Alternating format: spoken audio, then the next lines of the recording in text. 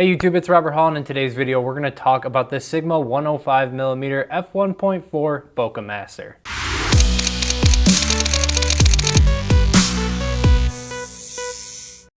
My channel is sponsored by Adorama, which buys me the time to create these type of videos without the influence from any specific camera brand. I personally shop at Adorama for their great deals on a wide variety of products, as well as their support of those products down the road.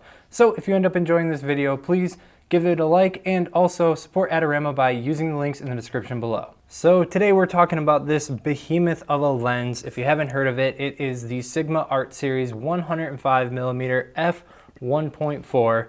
Pretty much the first lens of its kind. We've seen 105s before, but never with a maximum aperture of f1.4. But Sigma does have a track record of making these extremely large lenses. Pretty much every lens that they make with a large aperture is bigger than you will find a native option. So today I want to go over my experience in shooting with this lens and help you determine if it's a good choice for you. So first off, let's talk about the size. It is a pretty large lens. It's a very awkwardly sized lens too, especially on Sony, where you have this additional E-mount area where they have to make up for the flange distance difference versus the Nikon or Canon version. So on a Nikon or Canon, it's actually going to start right about here, which makes it look a little bit more natural like a lens.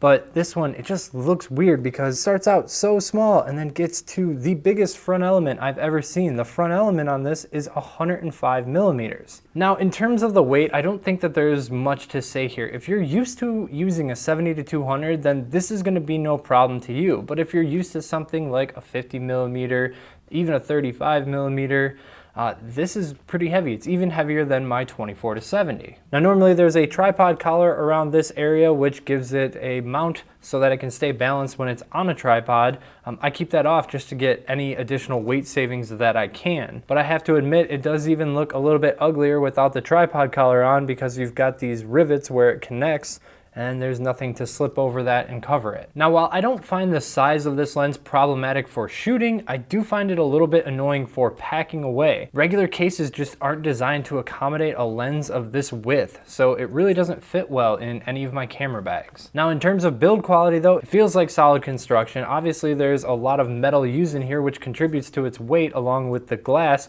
but like all of the Art series, it feels like it's built like a tank. The most awkward thing about this thing's size and build quality is probably going to be this 105mm front element, which there just aren't a lot of filters for. So if you have a diverse set of filters that aren't square, then this is probably going to be tough for you to get all your common filters, or if you do find filters to use for it, they're going to be quite expensive because of the size. Now, we'll stop making fun of how huge this lens is and get to the important part, which is how it performs. The sharpness on this lens is beyond impressive. In fact, when I'm using it and rendering skin detail with it, I find it looks better than everything that I have except for one lens, which is the 50mm 1.4 Zeiss. That's the only lens that I would say is on the same level as this in terms of sharpness when you get a really clean image. Now the cool thing about this is not only at f5.6 or f8, you know, when you're stopped down heavily, even wide open f1.4, what area you do catch that is sharp looks phenomenal. So I've been really enjoying that,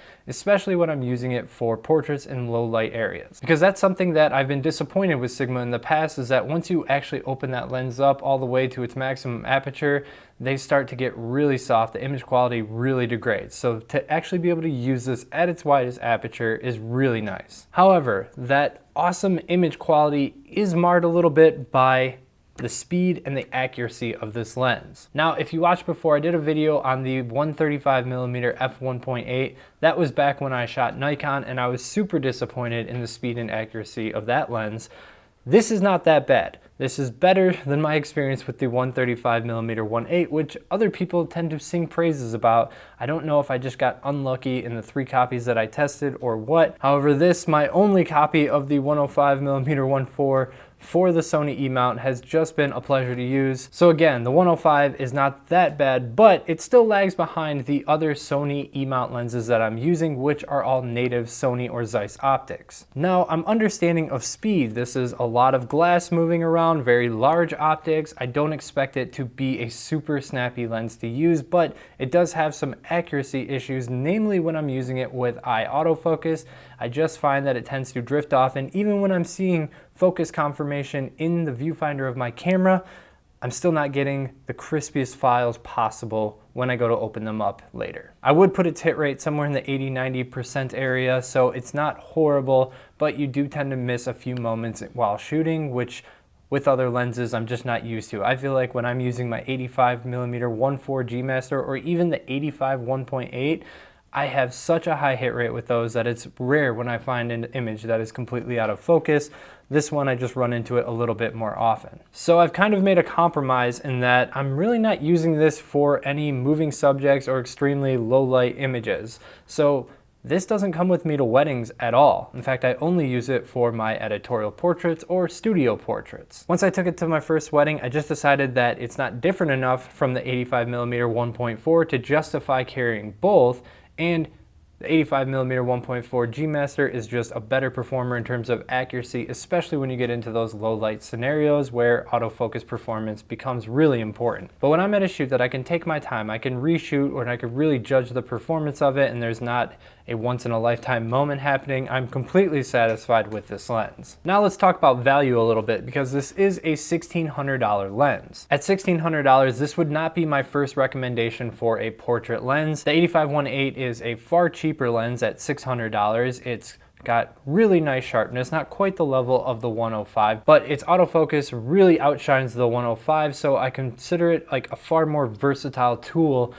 instead of this one. I also think the 85mm 1.4 G Master is a more versatile tool, again, because of autofocus performance. Now that's much closer to this in price, so for me, my top three lenses right now for portraiture would go 85mm 1.8 for Sony, 85mm 1.4 for Sony, and then the Sigma 105mm 1.4. But if your work doesn't really depend on speed and you can take your time with it, and all you're looking for is amazing sharpness and really awesome access to bokeh or really shallow depth of fields, I really can't argue in choosing this lens, because there's really nothing out there that beats it. That maximum aperture at this focal length just produces images that you can't produce with any other lens right now. So overall, this thing is a chore to store. It might exhaust you if you're using it all day long, but the results you get from it are really nice as long as you're patient with it. So that's it for today's video. If you're interested in the Sigma 105mm 1.4 or my other recommendations, they're all in the description below. Leave a like if you enjoyed the video, subscribe if you want to see more, and until next time, keep on shooting, YouTube.